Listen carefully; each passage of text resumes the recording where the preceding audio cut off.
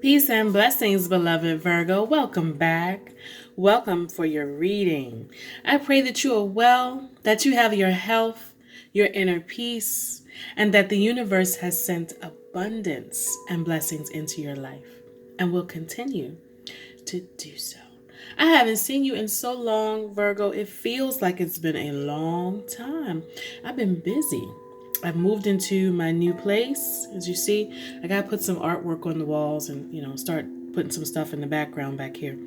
And I just completed my Reiki certification for level 1. I'm going to continue to be a Reiki master. I'm starting astrology school this week as well with the New School of Alexandria online. So I'm going to be a certified astrologer. So I've been busy. I've been preparing, but I'm excited to be with you guys today and to do your reading.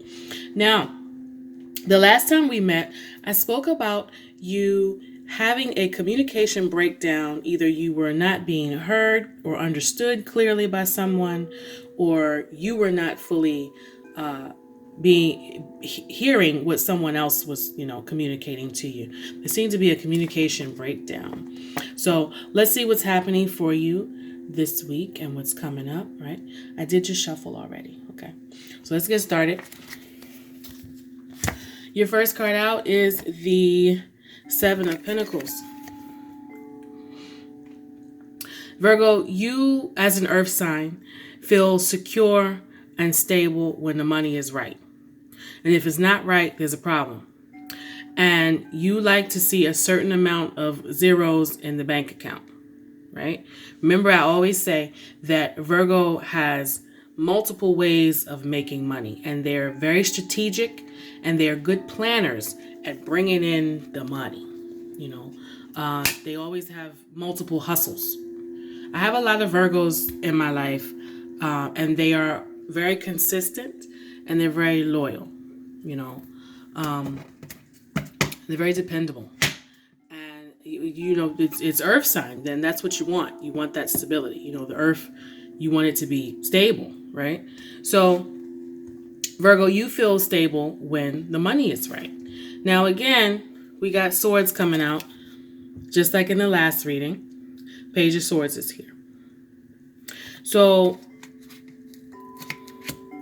there is a need for financial stability. And when you don't have it, it causes you to almost have like heart palpitations. It causes an upset. It's like, oh no, I got to do something about this, if the money's not right. So inside, there's an emotional attachment to money and financial stability. It's not just about the material side of it, but it also gives you a certain emotional response, whether the money is low or whether it's high. So what's on your mind is that there may be someone who's not completely, again, it's the communication. They're not speaking to you in a forthright manner about certain money issues, right? Ace of Swords is reversed. There could be some issues with some of you are so focused on bringing in the money that you're not concerned about sex at all. It's the last thing on your mind. It's the last thing on your mind. There is some, I'm sorry, the sound bowls are still on. Let me turn those off. There's some money that may have been squandered, money that went out, that was supposed to go to certain obligations or responsibilities. Some of you owe some child support, maybe a tax bill, something like that. There's something here where there's a responsibility, financial responsibility, that was not taken care of in a timely manner, or it's still kind of looming over your head, because the Knight of Wands is here. The Knight of Wands represents responsibilities and obligations. when you have to do adult things, and it's reversed. So something's happened here. You may have trusted someone to take care of a financial obligation and they didn't do it. And you're just now finding out about it. Like you may have someone who maybe you split bills in your house and you're like, okay, you take care of this and I'll take care of this. And then all of a sudden something happens and you're like, I thought you took care of this 2 months ago. And now the bill and the late fees and the stuff are coming in and you're like, can I trust you to do something? Can I trust you with the responsibility? I'm not getting the feeling that it's you that didn't follow through on the responsibility. Virgos are not really like that. They get things done.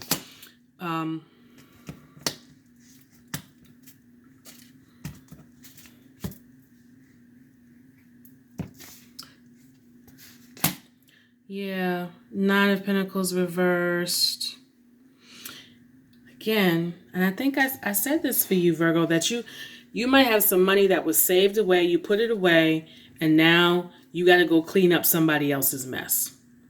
You might have a partner who, this may be an obligation, you might have a partner who owes child support, and now you're like, okay, I'm going to give you the money to take care of that. Or they got a bill somewhere and you're like, okay, I'm going to give you the money to take care of that. And you're willing to give it, but it still annoys you because you expected this person to act from a certain level of maturity and responsibility. And now the obligation has fallen on you because you're tied to them. Do you get it? So it's either because you live with them and you don't want your bills messed up, or you're actually married to them. And so you're like, okay, this is my spouse. I got to step in and help them. But there's something where somebody else fell short and now you got to go in and clean it up. That type of thing.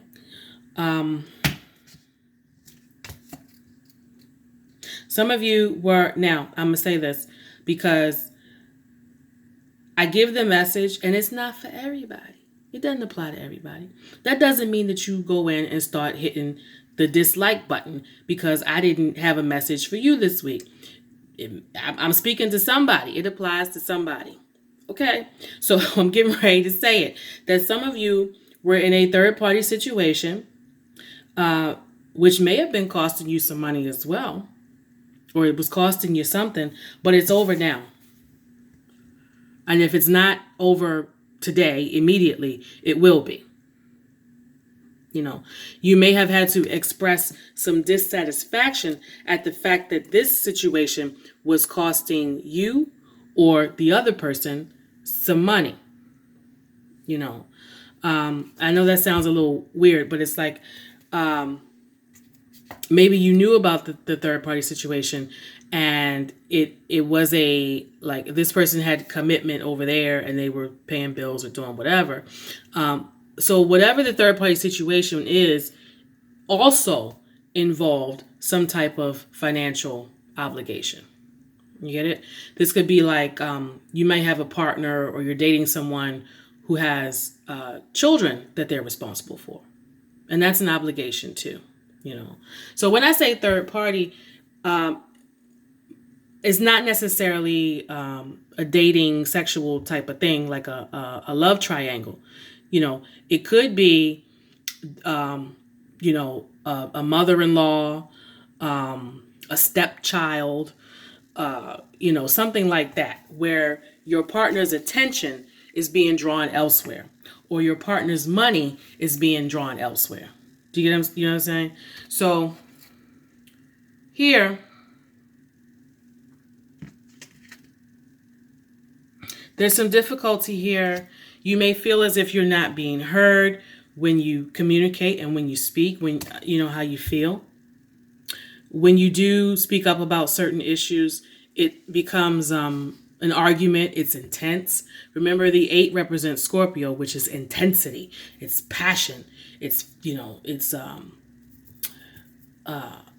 it's also a transformation. It's the shakeup, you know.